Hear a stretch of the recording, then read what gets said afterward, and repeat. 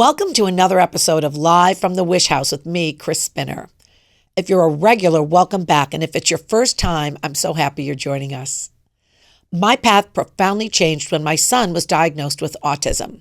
My marriage collapsed, a huge new chapter was beginning, and I began to develop my own Chris philosophies to navigate and thrive. I'm here to connect with you, to share, to learn, and together we can open our minds to creating the life you love to live. So please subscribe, like, share, and most importantly, comment below. I'd love to hear your thoughts, feelings, and stories. Positivity. It's become a hallmark of mine. Lots of people remark on my positive attitude and the way in which I've been able to navigate through a lot of upheaval. You name it, and I've experienced it firsthand and in close proximity. Divorce, single motherhood, autism, raising a differently abled child, elder care, suicide, financial lack, just to name a few of the big ones. But as Elton John says, I'm still standing and I'm thriving. And there are times I myself can't believe it. I wonder sometimes if this is all indicative of what I'm supposed to be doing with my life. Taking my experiences and using them to educate, to help, to counsel, to entertain even, basically to tell the stories and serve. So, how did my life lessons inform my life? And what can you glean from them? In this episode, I want to talk about my positive mindset and how there's no easy way to get it. Because if you think there's a shortcut to any mindset, you're mistaken. It takes work, it takes practice, it takes reflection, it takes honesty. It takes tears, it takes confusion. It takes looking deep, it takes questioning. And maybe even talking out loud to yourself, which I highly recommend. Recently, I've been going through some personal upheaval. And in the small group of friends that I chat with, my inner circle besties, we have been all about the let them theory, the popular theory put forth by Mel Robbins. And I've mentioned that before. And again, no shade to Miss Robbins, because there's so much truth and wisdom in that philosophy. But it has recently come to my mind that let them, for me, ain't that easy. Why is it a struggle for me? I mean, my friends and I keep talking about let them, but we're not doing that. We keep talking about it and empowering ourselves with the idea. But I can tell you that me and mine ain't doing it. If you're a person striving for positivity in your life, then probably you're seeking out quotes and affirmations to go along with these kind of theories. Here's a few. Be yourself.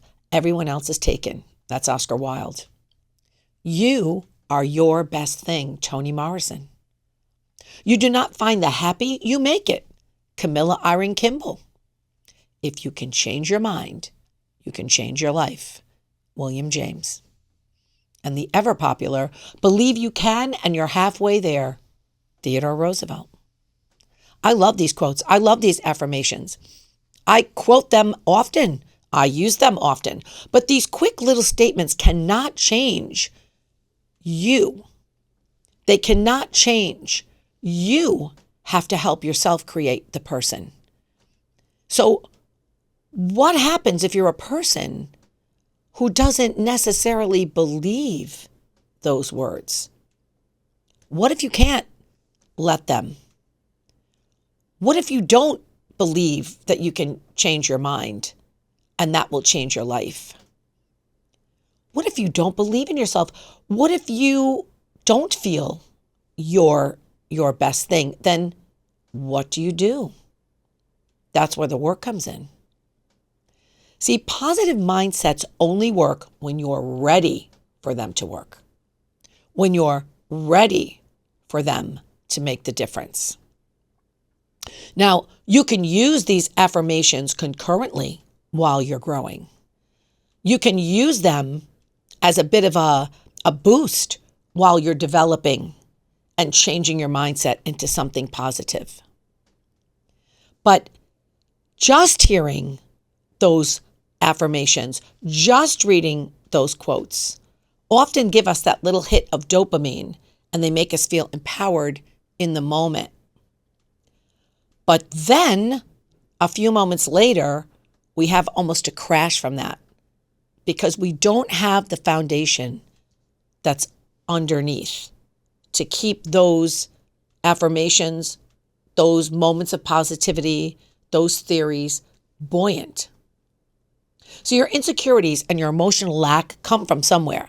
I'm a Freud girl, and I believe it all comes from childhood, or at least at the beginnings of your life, your foundational experiences. And in my experience, that's 100% true. So here's an example. It's easy to tell someone, get rid of that guy. Forget about him. Know your worth. He treats you poorly. He doesn't show you respect, and on and on. But the person you're talking to can't seem to let go. Then we send them quotes. The journey is valuable, but believing in your talents and your abilities, your self-worth can empower you to walk down a brighter path. Soledad O'Brien said that. I love that quote. I had it handy to jot down. Another one, don't let anyone make you question your self-worth. You are worthy of every bit of happiness and love. But what if you don't believe that? What if the person that you're telling that to has never felt that? What if the person that you're sharing that with has had no experience with that? Again, the person hears that for a moment and gets the dopamine hit and feels empowered because it makes sense to them. I am worthy. I shouldn't be questioning myself. I'm worthy of every piece of happiness and love. But then that empowerment fades and we're left empty. It takes work to get to the point where you can take a bite of that affirmation and really ingest it, kind of to get all the nutrients from it. The question for me is why? So sticking with that example, why are we with the person that treats us poorly to start with? We see others and they seem to have it all intact. So no use thinking you're going to get a piece of that all intact from them. It's not a contagious thing. It's the way they have experienced life. So first thing we have to do is realize that we have baggage, we have stuff, ideas that are already established. And don't deny that, but we're going to have to start our own discovery. The most important word is why. We have to figure out why so we can correct it. We have to figure out why so that we can hear the affirmations, hear the quotes, and really own them longer than the dopamine hit the first time we hear them. If we don't like it and cannot rid ourselves of it, whatever it may be, then we must sit on it. Why? We must ask the question, why? And you can do this anywhere. Cleaning, sitting, pondering, driving. You have to talk to yourself. That's what I do. I literally walk around my house, cleaning, doing dishes, dusting, sometimes sitting with a cup of coffee looking outside and asking myself the harder questions out loud. We have to go back and we have to dig. So if we're using that as our example, if that were me, I would have to think about that. Okay, there's a reason why I'm allowing this person into my life to not give me what I know I really want. There must be something in me that's not powerful enough to pull what needs to be pulled up and out. So ask the hard questions. Go back and dig. Sometimes you're going to get a quick fix, an easy answer. Oh, I know why I do that thing. And I remember my mom kind of set me up for that habit. But sometimes there are long self-discussions. The good news, it's only you. You're talking to yourself. You're working through your own thing. Maybe you're not a fan of talking to yourself. You're going to write things down in a journal. Maybe you like to talk into a voice message and hear it back. The good news is there's no shame, there's no fear. It's just you. It's just you recalling things in your past life, experiences that you've had, baggage that you've taken with you, even trauma that you've experienced, that's making you deal with things in the present and making little affirmations or little theories not work.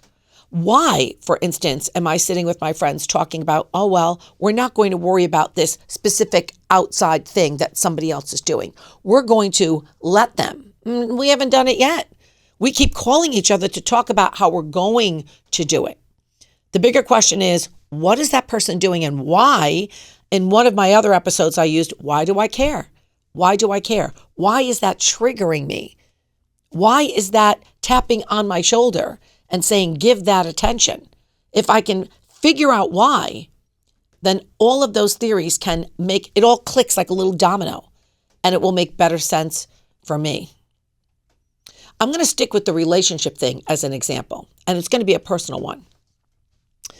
And it's pretty much along the lines of what I had been previously speaking about.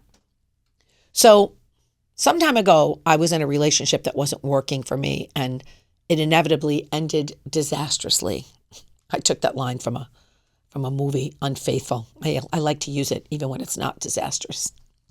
It inevitably ended disastrously, but my heart was definitely smashed. But I wasn't happy all along the way with how I was allowing it not to work for me. When it was over, I had to dig deep, and it was not an easy process. Like, I knew all the things I didn't like. I knew my own self-worth. I could make a list for you of all the great things about myself. I'm an independent woman. I have so much to offer. But why, at that point in my life, wasn't I able to live that? Why wasn't I able to give my own self the dignity of that? So in this growth journey, because that situation bothered me, it was something I wanted to shed. Years and years of attracting relationships like that, I was over with that. And I felt like I was on the precipice of being over it. I was ready to just flip right into the next level. But something was holding me back. Maybe something, maybe some things. So I used to walk around the house and ask the questions to myself out loud. And I didn't let myself off the hook. And it didn't take a week. It took a long time. First thing, I knew some of my worth. But I didn't think that who I am, who I'm presenting, could be liked by someone else. Does that sound familiar to you? You know who you are, but there's a little voice telling you that you might not be likable. You might not be lovable. I would start out strong, but then I'd lose faith in myself. I didn't think I could sustain interest from someone. I didn't think I could sustain affection. And then I moved into who I thought I should be to continue the relationship. I traced that back to my upbringing, which I'm going to talk about in my next episode, bearing everything. Because my intent is for you to be able to listen to this and find yourself in the stories that I'm telling. So I had to cite a lot of examples to myself. I had to relive things that led me to the point of being an adult and still being on shaky ground when it came to giving myself self-worth, giving myself grace, giving myself dignity, feeling comfortable in my own skin, as they say. And once I started discovering the why, sometimes laughing out loud, I'd be washing a cup and I'd be ruminating in my head some of the points that I was digging out, and I'd be laughing, thinking to myself, how did you get yourself into that position? How did you say that? What made you do that? Sometimes crying. Sometimes I felt so bad for myself. And then I had to begin a personal journey of owning who I am, So I took the steps to kind of figure out how and why things were happening that I wasn't happy about in my own journey. And then once I kind of made those things clear, I had to say, okay, well, now let's own who you are. I had to convince myself that it's okay to be me. I had to remind myself that I like myself. And that's really all we need to do. Because if we can show up in the present tense, liking ourselves and not thinking we have to be anybody else, we're going to attract the person, whether it's a romantic relationship or a friendship relationship, even a job. We're going to attract the thing that's going to match who we are. But I don't think I really knew, and we've talked about this before in other episodes, I don't think I really knew who I actually was. I had to remind myself not to let anyone make me question it. See, I told you at the beginning, this is an easy thing. It is not an easy thing. It takes work. It takes practice. It takes giving yourself grace. It takes times to remind yourself that you are, as the quote says, worthy of every bit of happiness and love. So why wasn't I thinking that? Once I moved forward and was able to move past the relationship itself, gave myself some good understanding about why it didn't work, how I contributed to it not working for me. That's not a blame. See, we're not blaming ourselves for a failed relationship, a failed job, a failed friendship. But I had to take some accountability. But the accountability was a discovery. The accountability was wrapped up in a discovery. It wasn't taking accountability like, oh, I did something wrong, so now I'm angry at myself. No, it was accountability wrapped up in a discovery, like an aha. That's why you were preventing. That's why you were putting this gate up. That's why you weren't allowing the authentic you to show up in present tense. And once I started going through that, it was easier for me to move past the relationship and get over it, as they say.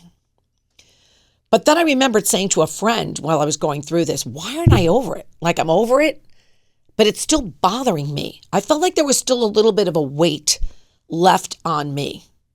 And what I discovered was there was years and years of things that I had never given myself the opportunity to mourn. So in a way, this failed relationship was a gift. You know, I went beyond just the getting over it. And then I went to a new level of why? I'm over it. I'm good. I'm ready to take the next step. I'm ready to go out, but the weight is still on my shoulders. And I worked on that. I worked on that a lot and realized that there were things in my life, because my life has always been very fast-paced. I often say to people, my life is one giant catastrophe or one giant hurricane, and then it moves right from there into the big bright light, into the rainbow. You know, I'm sure there's little bridges in there, but that always feels how my life is. And so when I'm dealing with one thing, I'm stuffing down other things. So I didn't give myself the time to mourn other failed relationships, infidelity that had been perpetrated on me way back. I remember going all the way back to college days. I guess I never mourned my husband leaving. I never mourned the disappointment of that. I never mourned the disappointment of my husband leaving me and my son. I never mourned my divorce. I never mourned truly my brother's death. Why? Because I positioned myself in my family, or the position was kind of given to me as the rock, as the person who was in charge of the family, in charge of the things that were going awry in my life. When Anthony was diagnosed with autism, my marriage collapsed right after that. There I was alone with a young child with autism. There's no time to mourn, for lack of a better word, the fact that I'm feeling a million different emotions. I had to pick up and move forward. And so this relationship breakup was a tipping point for me. The extra weight that I gave myself the time to discover and dig through on some days left me sobbing in my living room all by myself, crying my head off because of something that had happened 10, 20, even 30 years ago. But it was almost cathartic. It was almost a blessing to feel that weight being lifted. And once I got through it, I felt so much more knowledgeable about who I am, what I've experienced, and how that informs my present time. And I'm still growing. See, I'm not here to say I'm 100% healed person. I'm here to take you along in my journey. We're all in this together kind of a thing. I feel like I'm walking with you when I share things like this. When people ask me, how do you stay positive? How do you stay in an affirmative while things are falling around you? This is why. The why is the thing.